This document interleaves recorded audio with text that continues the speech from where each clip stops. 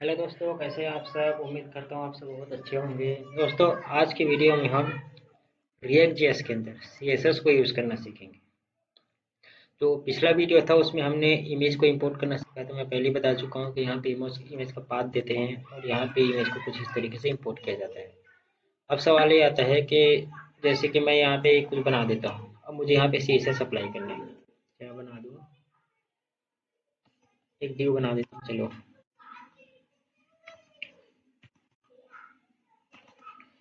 Div के अंदर क्या पास कर देता हूँ मैं,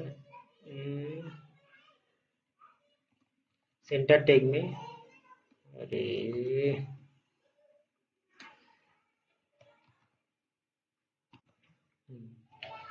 हाँ, ऐसे कुछ भी लिख देता हूँ मैं। अब मुझे क्या करना है, मैं चाहता हूँ ये जो दिख रहा है ये थोड़ा अच्छा दिखे। फिलहाल मैं इसका छोटा कर लेता हूँ, इसको साइज को, क्योंकि बड़ा गंदा दिख रहा है। ये ऐसा करता हूँ, इसको हटा ही देता हूँ। जब ज़रूरत पड़ेगी ना, यूज़ कर लेंगे। कमेंट कर देता हूँ, सबसे अच्छा रहेगा। हम्म। अब मैं चाहता हूँ ये थोड़ा अच्छा दिखे, तो देखो इसके लिए क्या करते हैं हम लोग। यहाँ पे हम देंगे सी एस एस। चलो, तीन तरीके से यूज़ किया जाता है, आपको पता ही होगा। मतलब मेनली तो वही यूज़ किया जाता है, लेकिन इसमें तीन तरीके से यूज़ करते हैं। एक होता है एक्सटर्नल सीएसएस, जो कि किसी लिंक यहाँ से इंपोर्ट करके यूज़ करते हैं। दूसरा होता है इनलाइन सीएसएस, और तीसरा एक और होता है ऑब्जेक्ट बना के यूज़ करना होता है सीएसएस। चलो देखते हैं तीनों बारी बारी। दोस्तों, ये मेरा वेबसाइट है, इसके बारे में पहले ही बता चुका हूँ। मैं जितने भी प्रोजेक्ट वगैरह करता रहूँ ना, चाहे किसी भी लैंग्वेज में करूँ, रिएक्ट में करूँ, लारावेल में करूँ, पीएचपी में करूँ, किसी में भी करूँ, उसके कोड ना यहीं पे आके लिख दिया करता हूँ मैं। वो इसलिए था कि फ्यूचर में जब मुझे कोई प्रोजेक्ट मिले ना, तो दोबारा मैं इसका रीयूज़ कर सकूँ, फालतू में टाइपिंग ना करना पड़े। तो इसके लिए भी मैं लिख के रखा हूँ, मैं इन्हीं का यूज़ कर लेता हूँ। देखो इसके लिए करना क्या है, मैं इसको उठा के ले आता हूँ। मैं इनलाइन सीएसएस पहले बता रहा हूँ।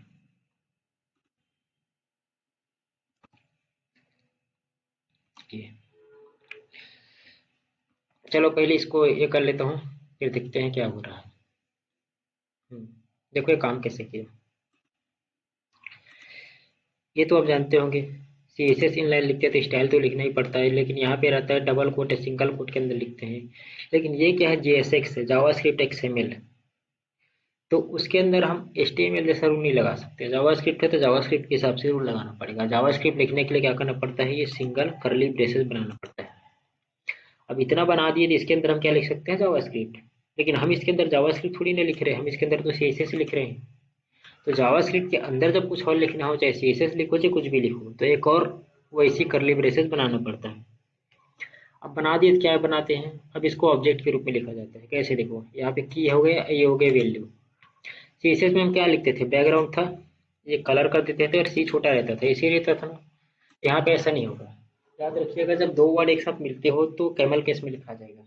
इसका यही रूल है। जैसे बैकग्राउंड देखिए, ये बैकग्राउंड हो गया, कलर हो गया, तो सी इसका कैपिटल हो गया। यही पे और भी कुछ ऐसा चीज हो, जैसे देखो फॉन्ट साइज, मैं यहाँ पे लिख देता हूँ,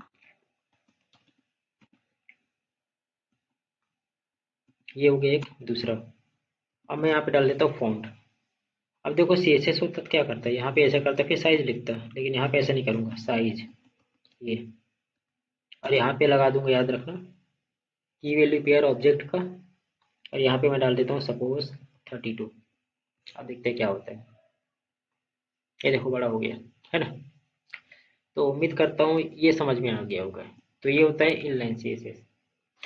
अब मैं यूज़ करता हूँ सीएसएस का एक ऑब्जेक्ट बना के, कि कैसे यूज़ किया जाता है। देखो इन कोड को मैं यहाँ लिख दिया हूँ, आप इसको उठा के यूज़ कर सकते हैं अपने प्रोजेक्ट में। इसके लिए क्या किया गया है, यहाँ पे एक कॉन्स्ट या लेट कुछ भी बना सकते हैं आप, एक वेरिएबल बनाया गया है और एक ऑब्जेक्ट बना दिया गया है। ध्यान से देखिएगा कहाँ पे लिखते हैं, ये रिटर्न के ऊपर लिखा जाता है। आप लोग भी इस बात को याद रखिएगा, अगर इस तरह का कांड करें ना, तो हमेशा रिटर्न के ऊपर ही लिखें। और इसका नाम आप कुछ भी दे सकते हैं, आपकी मर्जी। और इसमें लिखने का तरीका वही है सीएसएस की तरह। उसके बाद अब क्या करते हैं, इसको उठा के लेके आते हैं और क्या करते हैं, यहाँ पे देखो क्या है, कलर। मैं इसका कलर ऐसा करता हूँ, व्हाइट में तो दिखेगा भी नहीं, ऑरेंज कर लेता हूँ। बैकग्राउंड ऐसा हो गया, इसी को उठा के लाके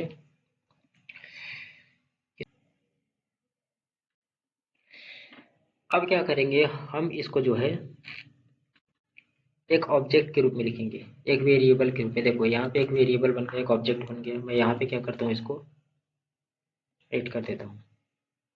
अब देखना इसका जो CSS है यहाँ पे अलाउ मतलब काम कर लेना चाहिए। जैसे इसमें डोगर ब्लॉक है, मैं इसका ऐसा करता हूँ, रेड कर देता हूँ।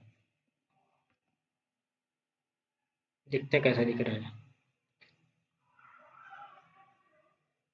क्या देखिए चेंज हो गया। यहाँ पे मैं क्या कर देता हूँ, अब पिंक कर देता हूँ। ये देखो चेंज हो गया।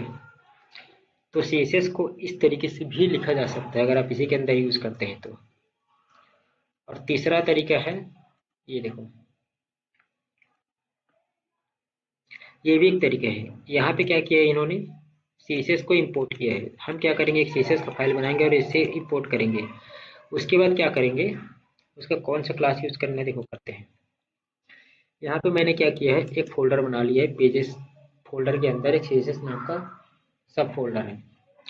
इस फोल्डर के अंदर मैंने स्टाइल डॉट CSS बना लिया है, ये वाला। और इसके अंदर मैंने क्या लिखा हुआ है, एक एप हेडर नाम का क्लास बना लिया है, जिसका बैकग्राउंड कलर में रेड दे चुका हूँ। अभी इसका क्या है, अभी इसका इस तरीके से। अब मुझे क्या करना है, इसका यूज करना है इस साइड। तो मैं क्या करूँगा, सबसे पहले मेरा काम होगा कि मैं इस CSS को इंपोर्ट करूँ। तो देखो इंपोर्ट कैसे करते हैं। इंपोर्ट, मैं इस CSS को कुछ भी नाम दे सकता हूँ, मेरी मर्जी। चलो मैं CSS ही रख देता हूँ। फ्रॉम, कहाँ से, पेजेस। पेजेस के अंदर क्या फोल्डर है, CSS। CSS के अंदर है स्टाइल डॉट CSS। याद रखिएगा अगर जावास्क्रिप्ट नहीं है तो आपको पूरा इसका एक्सटेंशन देना पड़ेगा, अदरवाइज इसको करेगा एरर।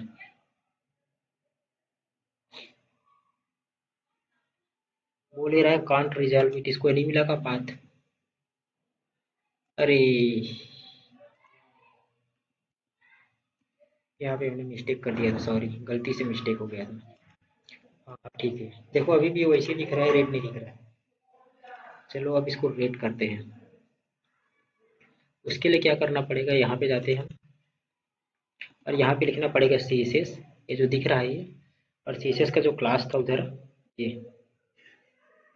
इसका नाम, ये शायद ये ऐसा नहीं लिखते शायद इसको। हाँ, इसको मैं ऐसे ही कर देता हूँ। इसको लिखने का तरीका ना ऐसा नहीं होना चाहिए, याद रखिए। अगर रिएक्ट जो छोटी छोटी चीज़ पे ना भाव खाता रहता है। एक सेकेंड, अभी CSS नहीं आया इसका, देखते हैं CSS क्यों नहीं आया।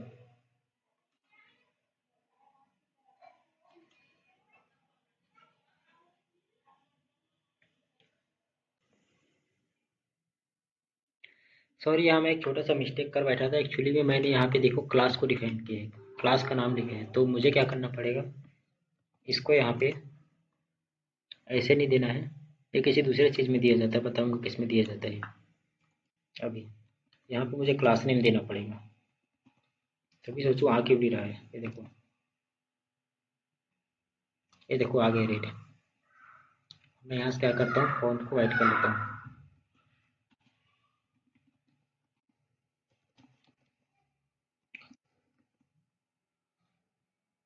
ये देखो हो गया वाइट। तो ये मेनली तीन तरीके से यूज़ किया जाता है। आप तो जानते हैं एक्सटर्नल CSS लोग ज़्यादा यूज़ करते हैं, तो आप उसी का यूज़ कर लीजिएगा। एक चीज़ और बता देना चाहता हूँ, जो बताया था अभी कुछ देर पहले, उसका यूज़ कैसे किया जाता है। जैसे मैं बना देता हूँ न्यू CSS OBJ, CSS का एक ऑब्जेक्ट बना देता हूँ।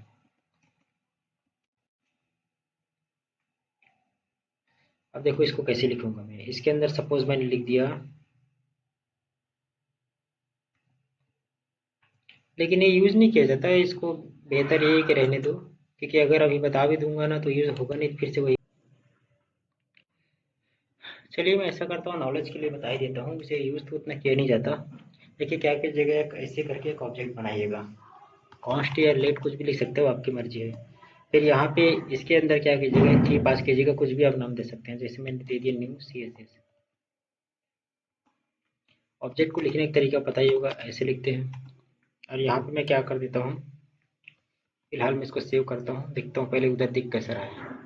मैं चाहता हूँ ये जो मेरा फ़ॉन्ट का कलर है वो ग्रीन हो जाए, सॉरी येलो हो जाए, कलर येलो।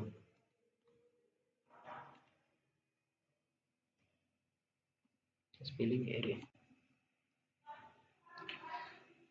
उसके लिए मुझे क्या करना पड़ेगा, पहले देखते हैं। लग रहा था स्पेलिंग तो ठीक है ना कलर का, चलो अरे हाँ सॉरी, ये तो स्ट्रिंग है। हम्म, पहले मैं क्या करता हूँ, यहाँ से जो कलर्स का है ये है, इसको हटा देता हूँ, नहीं तो वो काम नहीं करेगा। बाय डिफ़ॉल्ट जो कलर है उसको रहने दो सेट। अब मैं क्या चाहता हूँ, यहाँ से कलर जो है येलो हो जाए। तो मैं क्या करूँगा, अब देखो ऑब्जेक्ट के अंदर मुझे ऑब्जेक्ट यूज करना है। पहले मैं क्या करता था, स्टाइल लगाता था, तो यहाँ पे आ देते हैं।